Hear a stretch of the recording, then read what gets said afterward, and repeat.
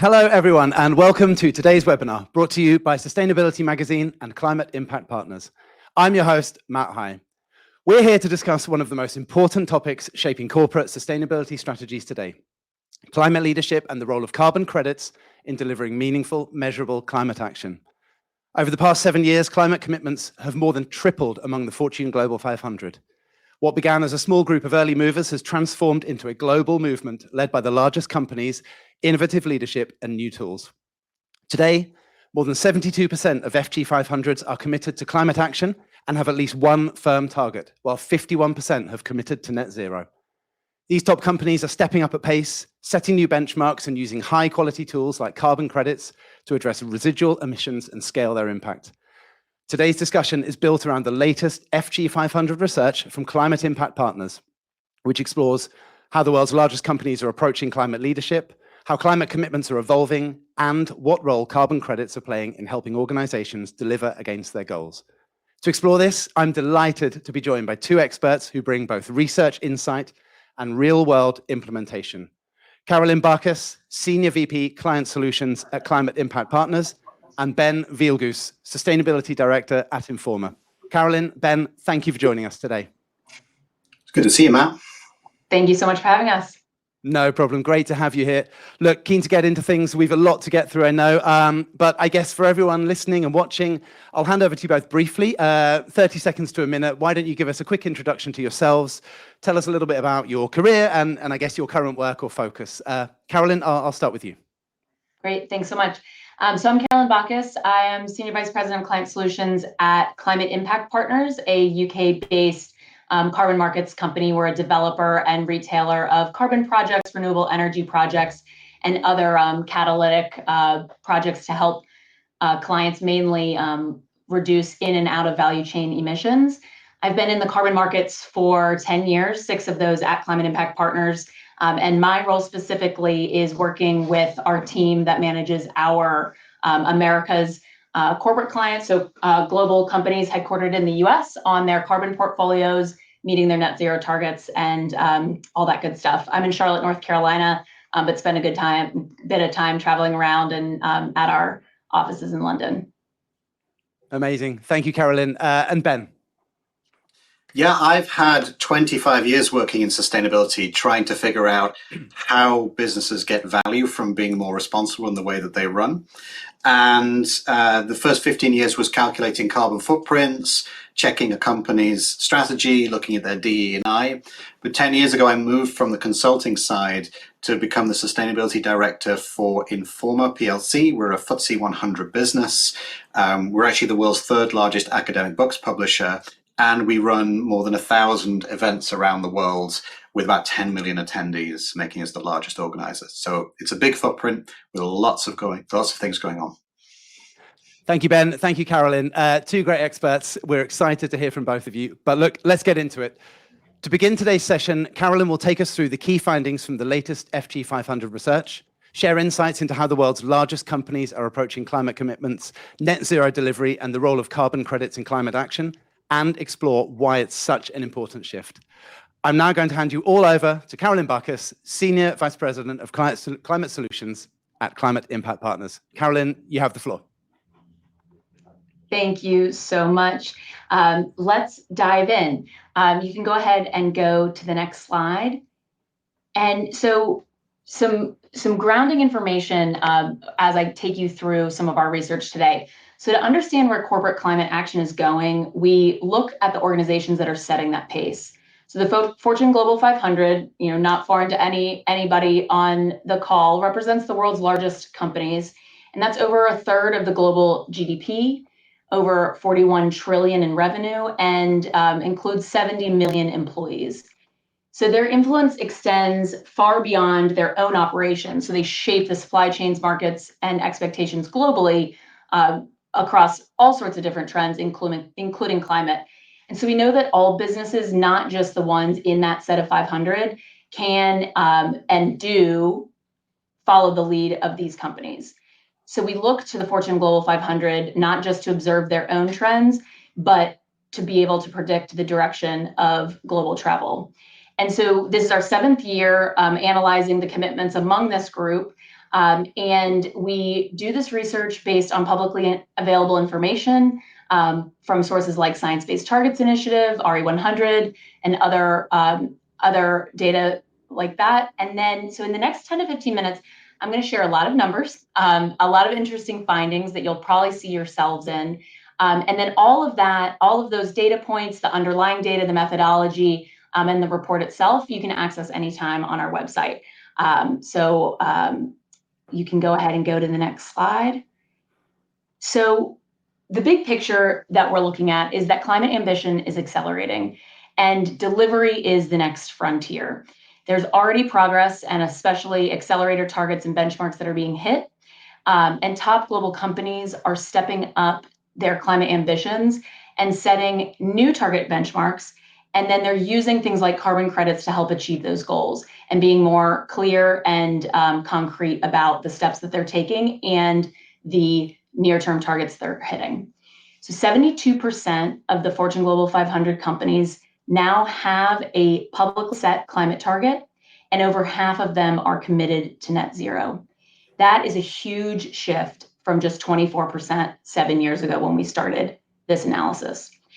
The question is no longer if companies will act, it is how they will deliver and how far they will go. The board and C-suite climate conversations, they've moved from a sustainability conversation to a business continuity conversation, and we're seeing a lot of that play out within the data and the action that we're seeing. You can go to the next slide. So the graph that you're looking at here shows the change in individual disclosed targets over the last 7 years of the research. And so that total number of commitments is on the top of each bar. So several companies have multiple commitments layered on top.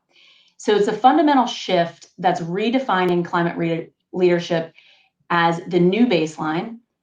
It's fully embedded in how large organizations manage the risk. They operate within that risk and their target and then grow. So for sustainability leaders, the question has moved beyond whether or not to act. And we've seen this kind of in the last couple of years, but how to keep pace with rising expectations and maintaining credibility when their emissions aren't budging, and how they're going to address their overall targets. You can go to the next slide.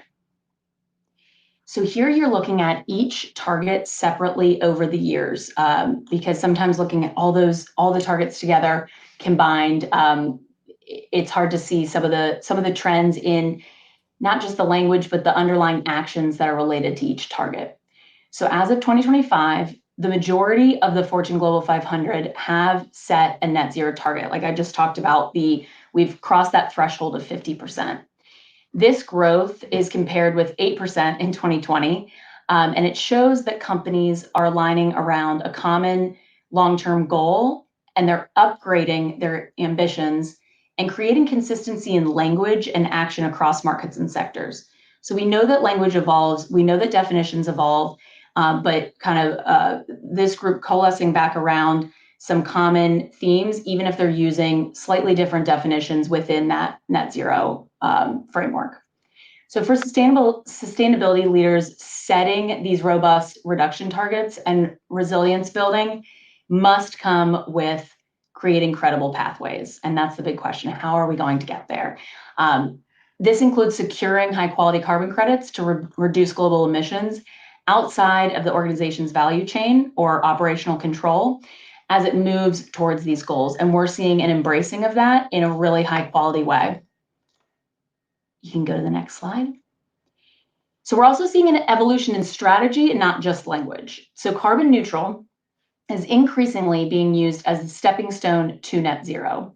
So many companies are maintaining their status or already status of carbon neutral with an established pathway to net zero. So 81% of companies with a carbon neutral target are evolving their ambition to net zero. And this change is not a step back. Leading companies are strengthening their approaches to climate action and building credible pathways for long-term resilience.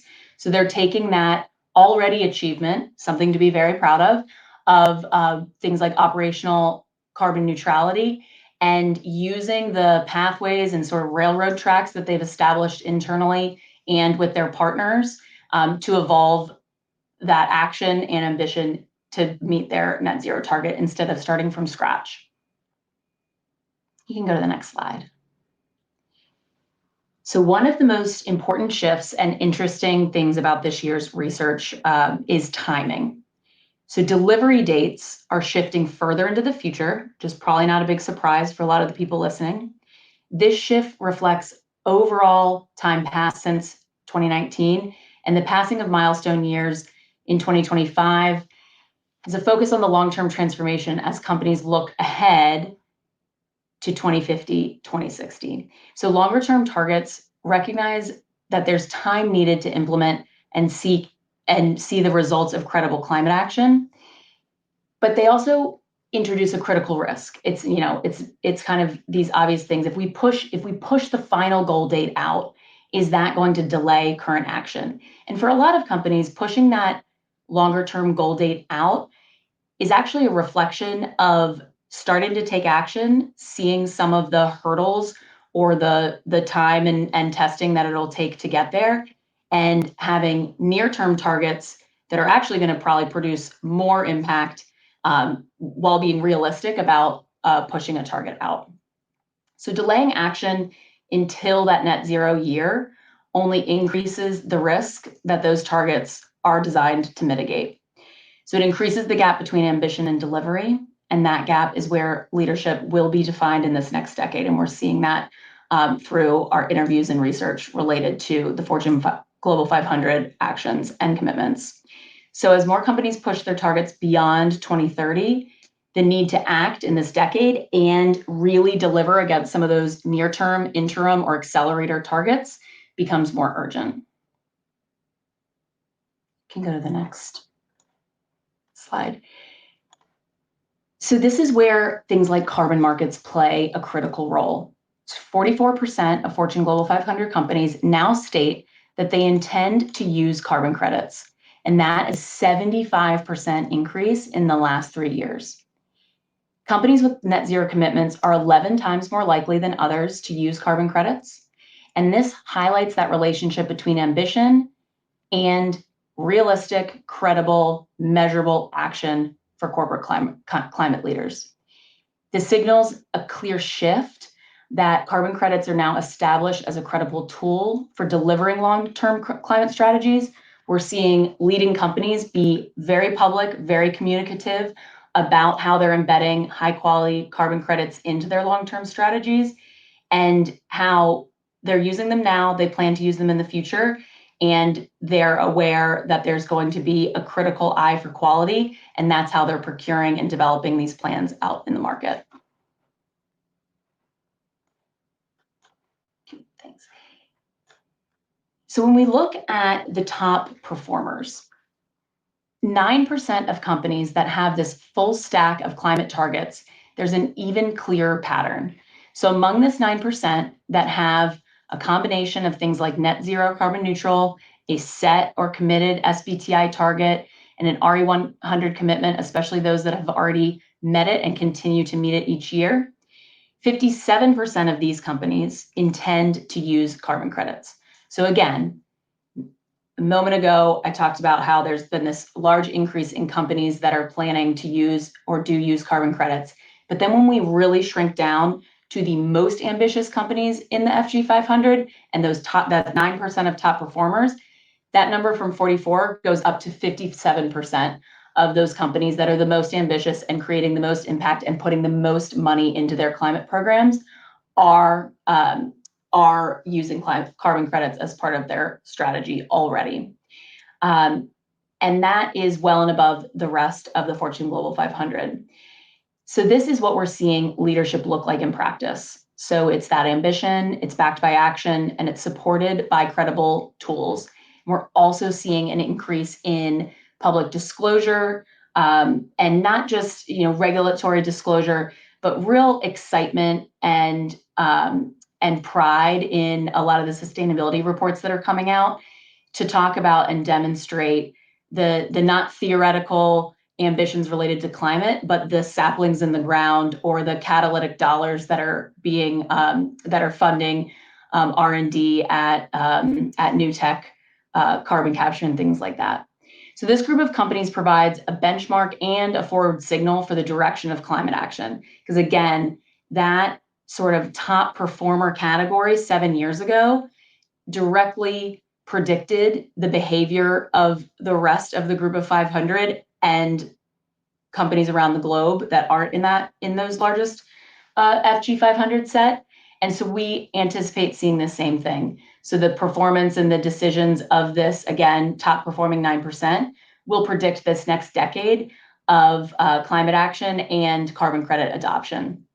So for sustainability leaders, they're looking to these companies that are showing the way, and they're making plans to adopt the standards. They're staying closely attuned to make sure that their pathways fit within the frameworks that are continuing to evolve, the definitions of quality, and they're leaning in together to make sure that these solutions and markets exist to serve the needs for them to hit 2030, 2040, 2050, and beyond. Can go next. So Europe and North America continue to lead in the world in terms of both the amount of Global 500 companies making climate commitments and the ambition among them. So this chart shows the regions and their targets and the number inside of those total commitments. Again, this isn't incredibly surprising information. However, we are seeing just sort of in the same way that we've seen an increase among sectors that sort of had some signals of stepping up their climate ambition a couple of years ago, and now we're seeing that come to fruition. The same thing goes regionally. We're seeing a lot of increased commitments out of Asia, a lot of increased commitments in country and corporate partnerships globally too, that cross regions. Can go ahead.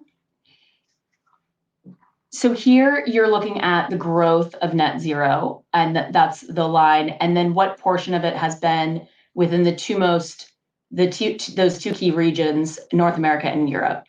So it shows that despite political headwinds, which is key question concern on a lot of people's minds, companies in the US are strengthening their climate ambitions and continue to, even in this most recent year of research. And companies in Europe are leading the push for climate action. So organizations in both regions are adopting SBTI near-term targets, which those accelerator targets, benchmark targets, whatever we're going to call them, are really starting to gain traction and help a lot with the to balance out a goal end date that might be pushing further out. And those together make up 75% of all commitments. So sustainability leaders they do find reassurance in these figures, and I hope the audience today does too. So shifting policy and political contexts aren't hampering progress on climate, and leaders are looking to increase their commitments and sort of stay the course, even though flexibility is required and evolution of claims is going to continue to happen, especially as people have experienced the last couple of years. Can go to the next. And so carbon credits have moved into the mainstream of corporate strategy. So as I was mentioning before, that leadership group, that 9% of the Fortune Global 500 that are sort of doing the most, have set that pace, but they're not alone with the thousands of companies across the world that are utilizing carbon credits currently, or planning to meet a significant portion of their value chain emissions with carbon projects, offsetting, insetting, other environmental attribute certificates, the like. So for sustainability leaders, the fact that nearly half of the Fortune Global 500 now use carbon credits signals this clear shift, that they have moved into the mainstream. It's not a if, but it's a when, and the answer for most of these leader companies are now and in the future in slightly different ways. And then Europe remains ahead in maturity, while North America and Asia are well positioned for that next wave of growth that I was just talking about. So expectations on companies to act on climate are also still rising. In the Fortune Global 500, they are strengthening their climate ambitions in response to these expectations. So these 7 takeaways can support you to have the conversation across your organization and make robust plans. So not only are the targets being set and acted upon across the global Fortune 500 to meet climate realities, to help their business ambition, but a lot of it is to serve those 70 million employees that work at those 500 companies and the billions of people around the world who are either customers or other stakeholders in those companies that expect these commitments to continue to be set and met, whether it's an interim target or getting to this finish line, no matter how far out into the future it is. And about the last point on using carbon credits, so achieving net zero depends on acting now, on supporting high quality carbon avoidance and removal projects that deliver impact and scale over time. And acting now also provides the finance that's needed for new projects to develop. So many companies are taking actions to participate in carbon markets and carbon projects, even if they're not using those credits today.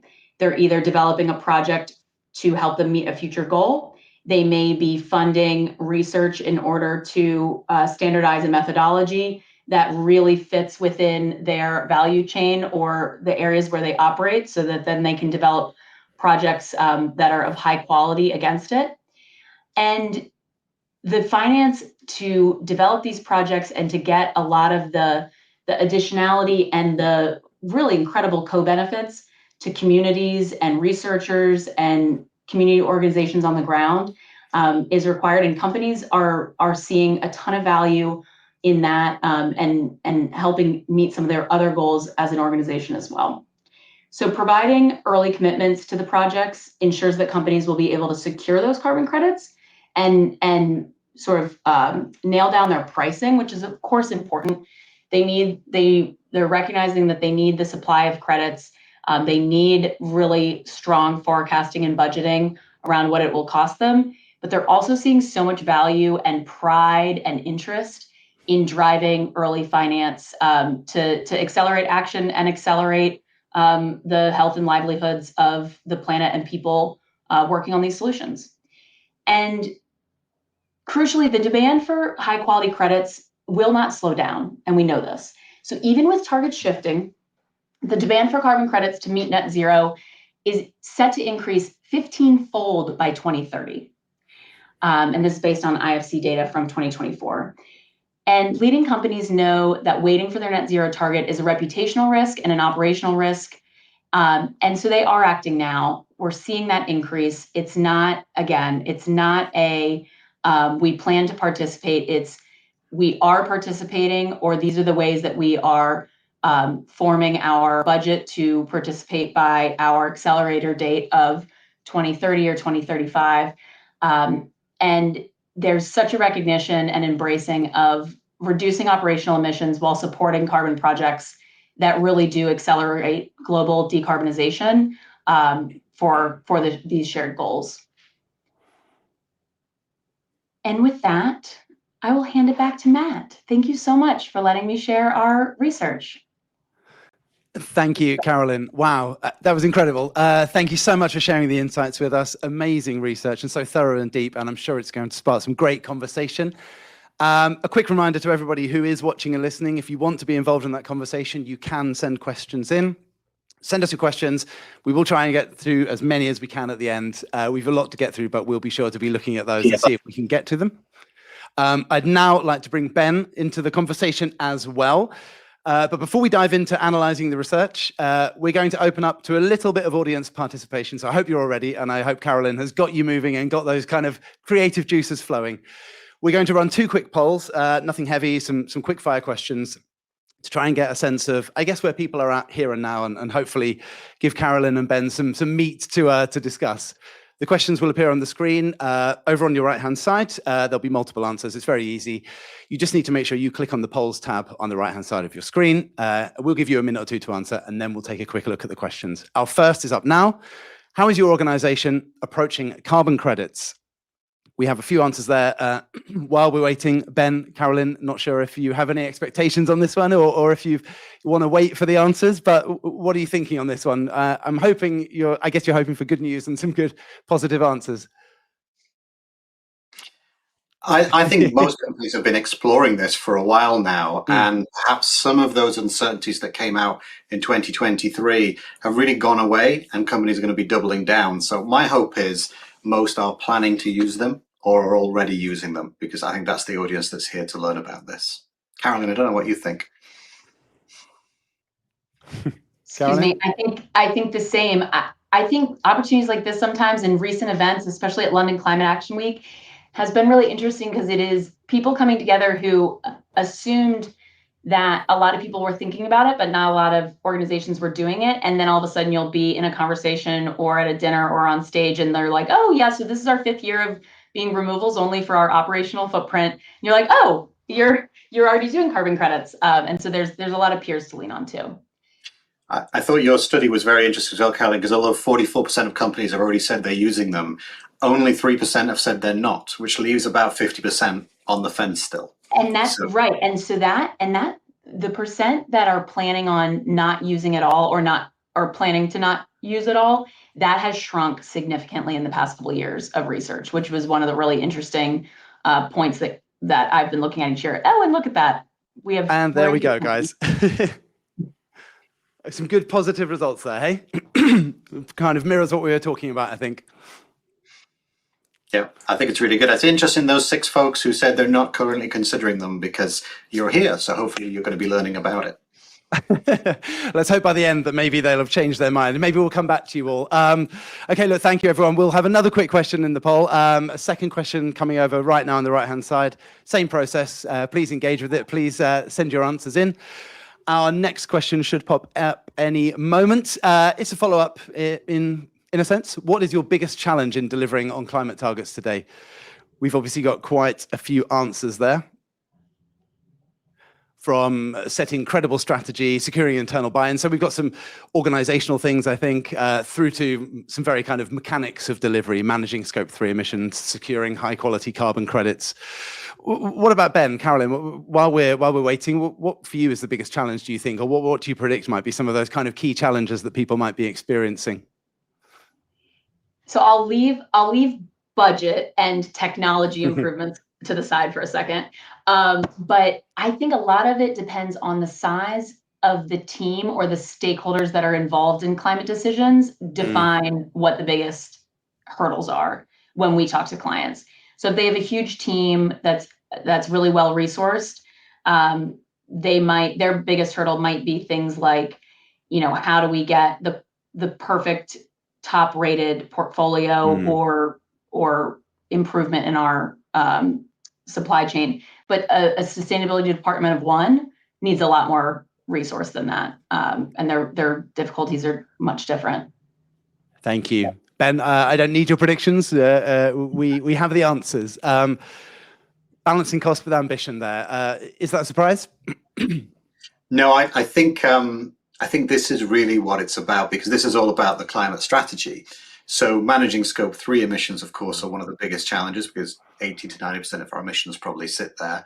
So how do we invest in that? How do we get our supply chain to do it and do it in a low carbon way, which at the moment could come with extra cost, but it could be savings in the future. For me, I was really drawn to the securing internal buy-in piece, because I think this piece of work that CIP have done, and thank you for that, it is immediately useful to us in taking to our leadership group and showing that this is not the exception anymore to have these plans. It's not the exception to use carbon offsets as part of a strategy.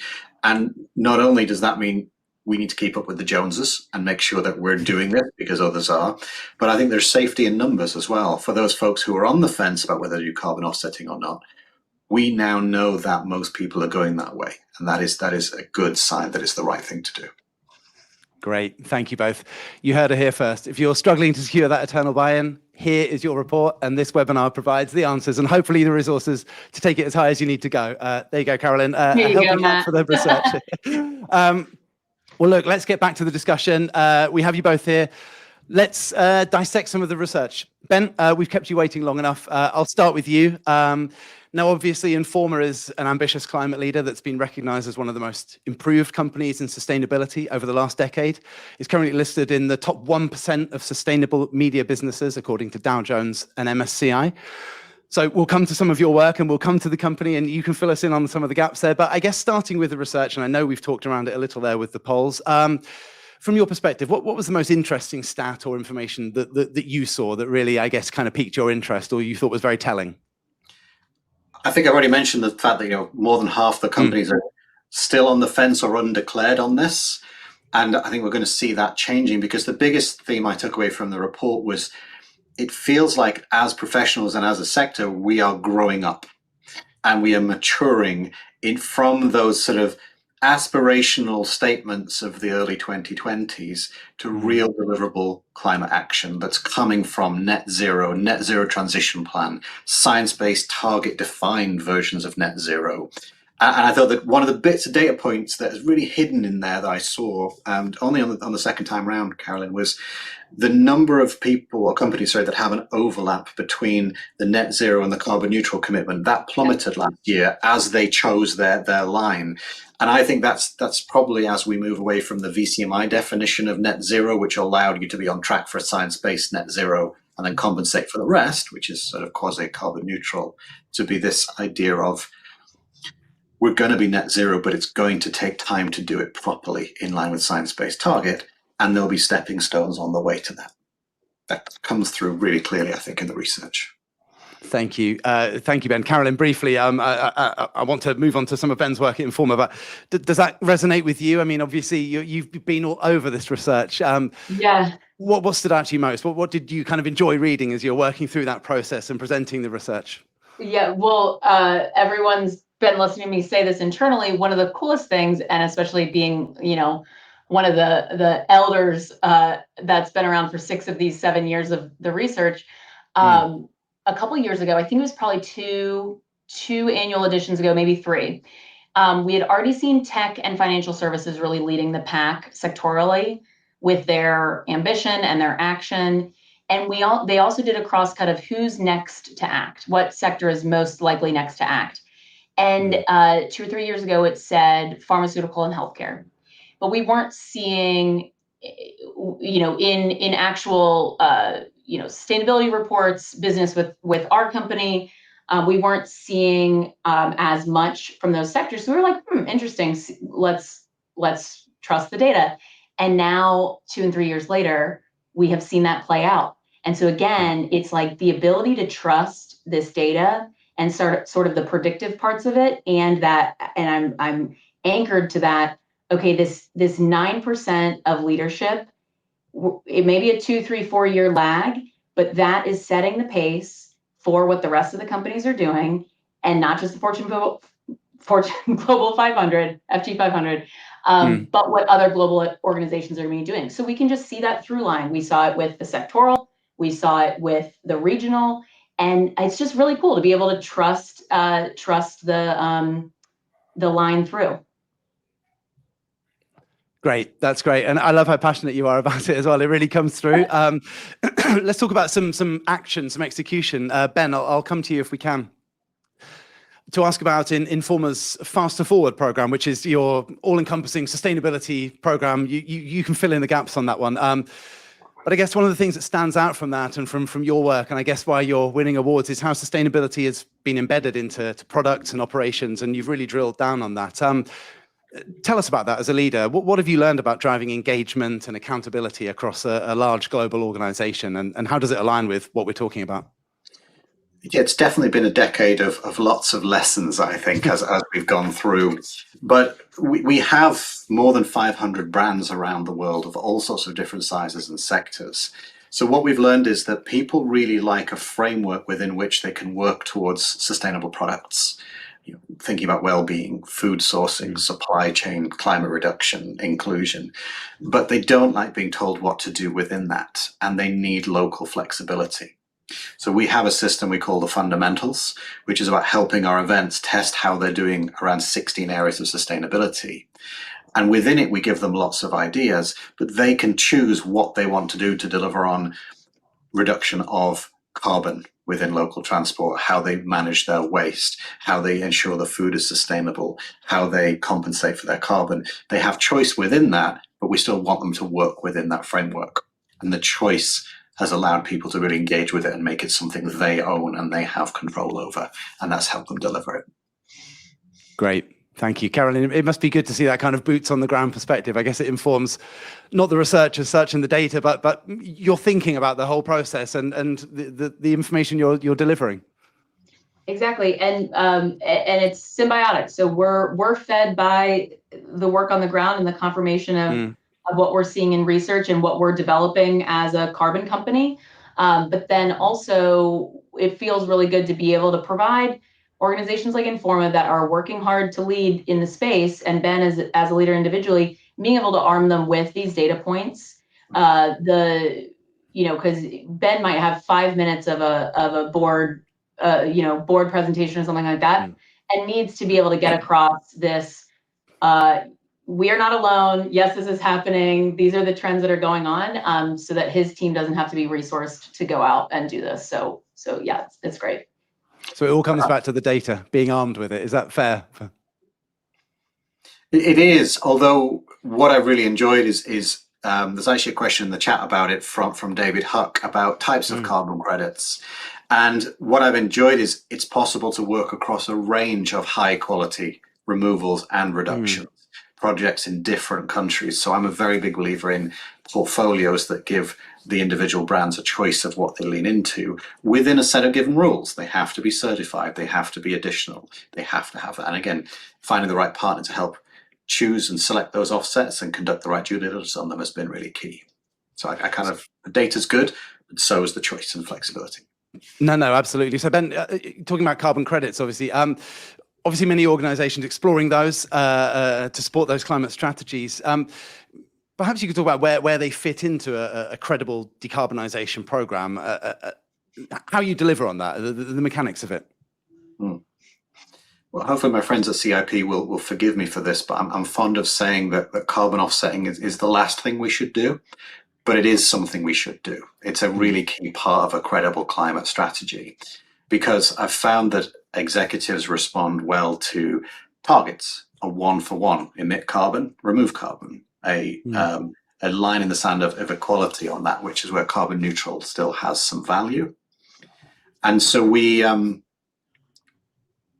need to find which elements we can't remove or reduce that are important to our stakeholders. So again, I think Stacey said in the chat, any part of carbon offsetting needs to have credible reductions before it. The carbon neutral protocol requires reductions before you can offset to still be certified.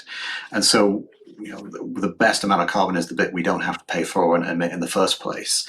But there are lots of things in the value chain we can't get rid of yet. And stakeholders do appreciate us investing in those carbon mitigating activities. So at least they can carry out the business activities like flying for work, but then see some really good benefits from those carbon investments as well. Great, thank you. While you're touching on questions, I guess we're talking around carbon credits. We've had an interesting one from Maria Emili Osuna. I hope I got the name right, Maria. She's asking, I guess, about work besides carbon credits. What are the top 3 strategies or methods or approaches put forward by the kind of companies that we're talking about besides carbon credits? So, Ben, you were talking about, I suppose, how carbon credits fit within that strategy. Maybe you both want to touch on that, on some of those other areas. Carolyn, would you go first on that one? Could you say the question again? What are the top 3 strategies put forward by the companies that we're talking about to meet targets besides carbon credits? So if we're talking about that holistic whole, I suppose. Yeah, typically what we'd see a company do is measure their emissions. So getting a full scope 1, 2, and 3 emissions measurement, and then do some analysis of where their hotspots are, what it would mean to tackle those individual categories. And so, without consideration of EACs and carbon credits, some of the things we're typically seeing are putting in place an internal price on carbon to either fund those internal emission reductions or start putting a bit of a budget around carbon, just like you would any divisional budget around spending. We're seeing, built environment and real estate investment and decisions there. Ben, what else? What would you say? Top three I think strategies. you hit some really big ones there. Obviously, Marie, you mentioned EACs already in terms of renewable electricity. It's the quickest win for many things. For me, the most exciting project we're involved with at the moment is working with our peers and partners out in the sector to move to a much more circular, reusable model where the people attending exhibitions and building exhibition booths have a system of rental where they can use those things again. That can make a significant improvement in carbon, in waste, in speed to builds. And I think that's so important in so many of our sectors, whether that's manufacturing, retail, construction. How do we drive the reuse and longevity of products to get rid of that embodied carbon? Great. You're speaking to my heart, Ben, on the circularity. So, Caroline, can you elaborate? Why circularity? Why is that such an important piece of the puzzle? I mean, the less like raw or virgin materials in anything that we do, but personally, I have a deep interest in that. And then it also, I think so much, especially related to my business in carbon projects and carbon credits in these markets, almost anything relates to our value chain. Like if our value chain is the planet, like everything could be in value chain. And so we're seeing this sort of mapping of, well, if we are going to do our reductions externally, how can we make that part of what we do as a business or where we operate and things like that. And there are connections everywhere. And also almost every project or carbon solution you can roll out, you can usually implement some level of circularity in there too, whether it's reusing the infrastructure from a carbon project to also deliver a health outcome, or to have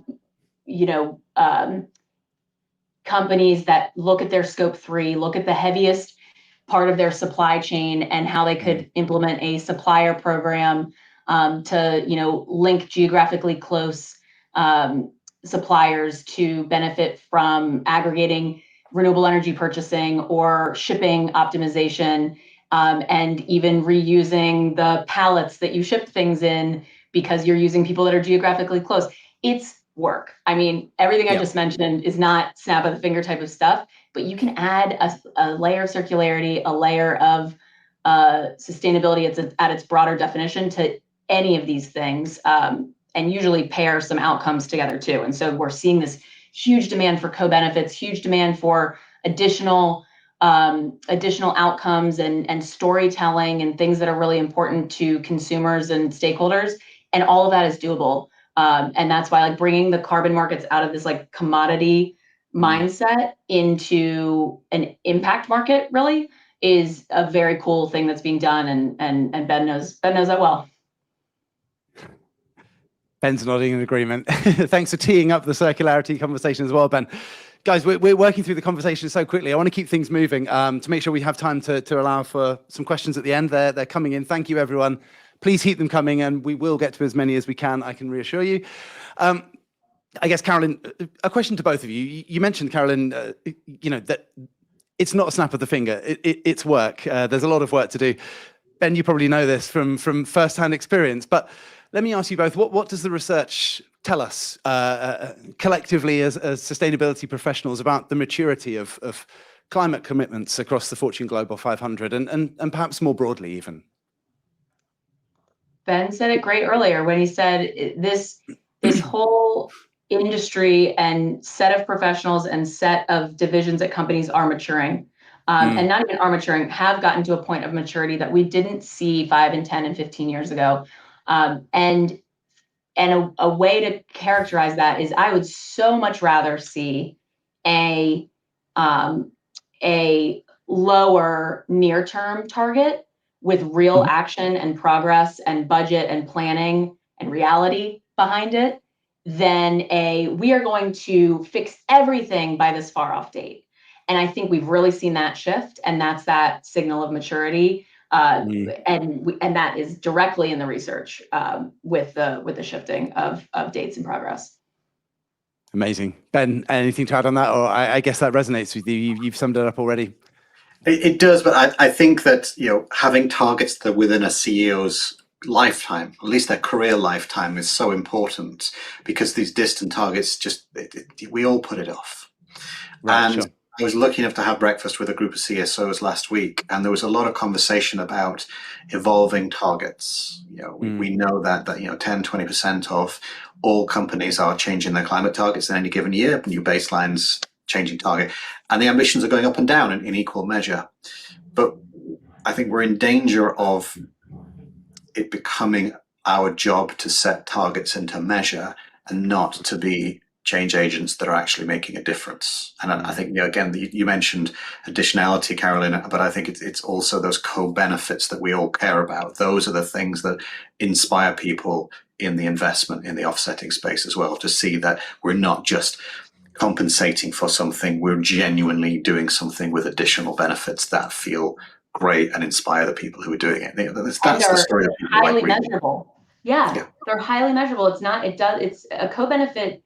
I think years ago people thought about it as a feel-good thing to mention in a description, but now we can put real numbers behind co-benefits too, and those are claims, just like a climate claim. They are health outcome claim, they are economic empowerment claims, they are geographic impact claims that can be just as powerful in any reporting that a company's doing. Fantastic. Guys, I'm loving this conversation. I want to keep us going. We are moving through this. Thank you so much. All the questions are coming in. Let me ask you, let me follow that up. So we have time to just come to a couple of those questions then.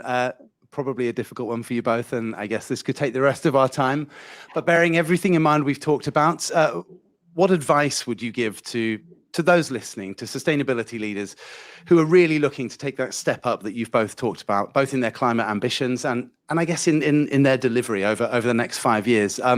Ben, I'll ask you first. I'm keen to get your perspective as someone who, as you said, it's been 10 years of hard work so far. 25 years of hard work. 25 years of hard work. I underplayed it, sorry. I think London Climate Action was very interesting last week. Half the people seemed very optimistic, half the people were very pessimistic. And I think as sustainability professionals, we need to hold our nerve during this period of kind of inflection. We saw a very similar thing back in 2008, those of you who've been in the sector long enough, where we moved from old school CSR charity donations, because it's a nice thing to do, to a business case for investment in sustainability in 2009.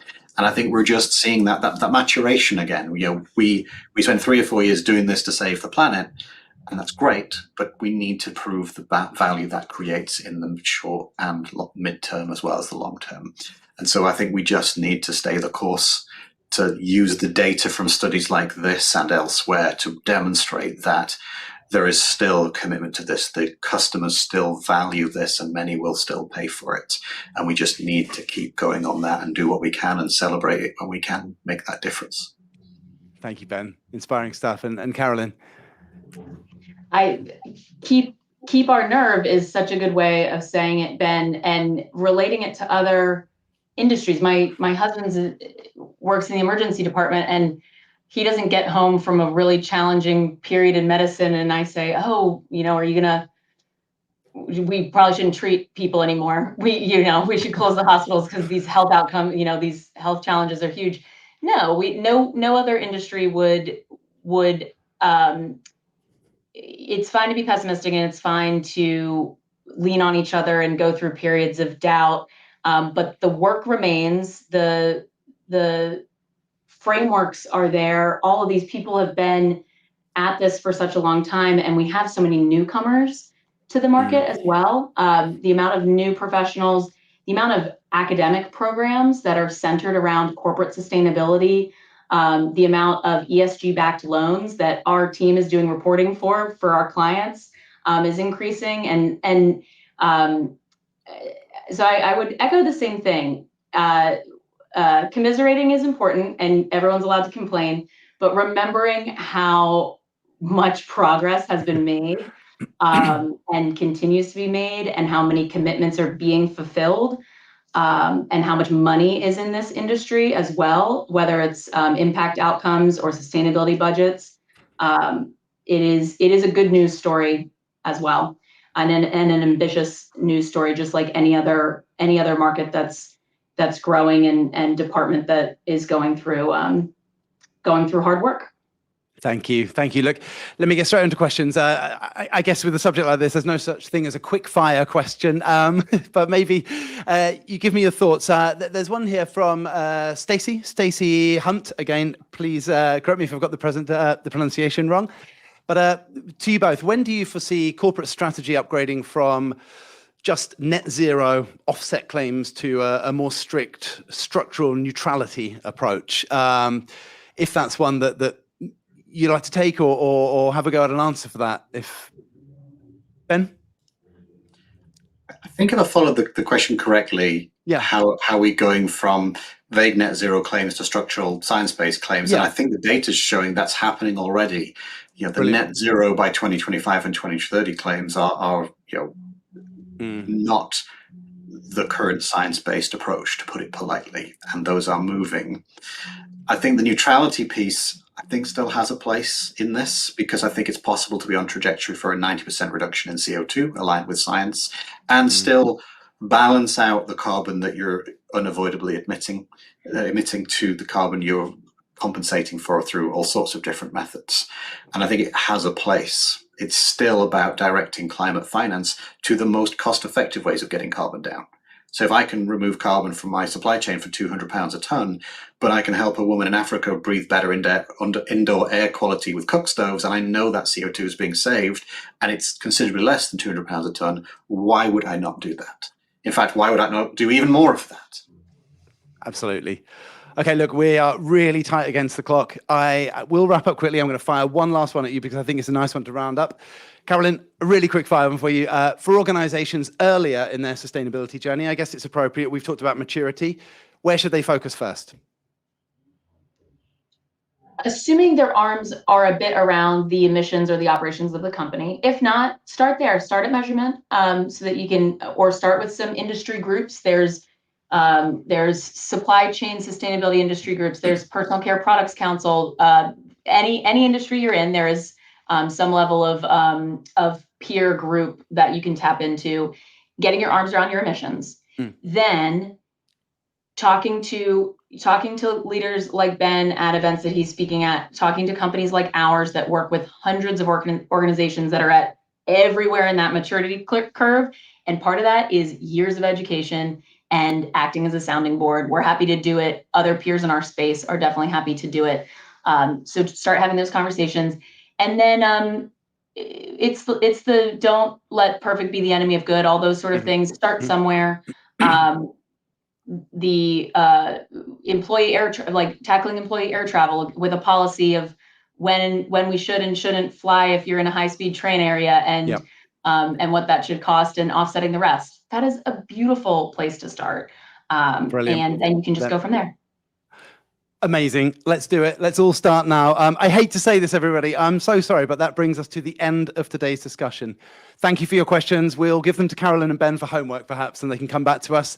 Guys, it's been an absolute pleasure to have you with us, for sharing your insights with us. I've really enjoyed it, and I hope everyone that joined us has enjoyed it too.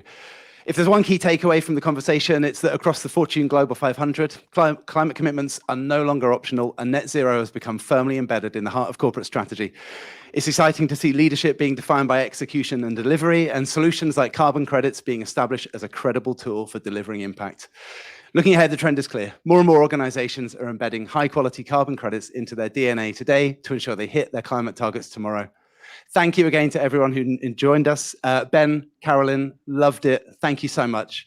Remember, everybody, the recording will be available shortly for you to revisit and share with your colleagues and teams. We look forward to seeing you at the next Sustainability Magazine webinar. Bye-bye for now, and thank you to Carolyn and Ben. Thank you. Thank you Thanks, so Matt. much. This is great.